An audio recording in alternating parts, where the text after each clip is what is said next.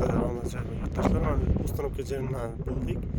Sizlarga bir boshdan derazani tanishtirib o'tamiz. Qadrli obunachilar, mana yurttaşlar bu ko'rib turganingizdek bu derazalarning ichki ko'zli bo'lgan. Adinni o'rta gulg'ay ikki chekka ochiladigan bo'lgan. Ochib ko'rsatishim o'tibdi hozir. Adinni chekka ochiladi. Ichiga shotlanka gullardan tizib berganmiz. Bu chekkadagi ochilg'i storkalari eni 60, balandligi 1.60. O'rta 1 metrga 1.60. Bu tarafdan shu 60 ga 1.60 derazalar bo'lgan. Fasllar o'zgacha.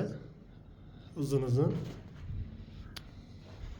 Bu derazamizning xuddi shunday balandligi 1.60, eni 2.15. İki tarafdan ikkita storka tushgan o'rta gulxay. Bu derazamizning ishda. Ularni bir boshini ko'rsatib o'taman. Mana bu derazamiz Akfa 7000 seriyadan yasalgan derazalar. Ko'rishingiz mumkin. Bu deraza xuddi shunday balandligi, yana hamma ishda bir xil deraza. Shotlanka yo'l tizib berganmiz. Palasasiga to'shni kelib tushgan. To'g'ri, kimga mana derazalar va eshik nimalardir Akfadan yasalashgan har qanday narsani yasab beramiz sizlarga, qadrli yurtdoshlar.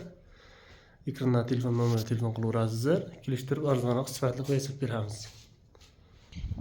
Bu tashqaridan ko'rinishi mana ishda deydi. Ishda katta deraza, pastda ikkita deraza.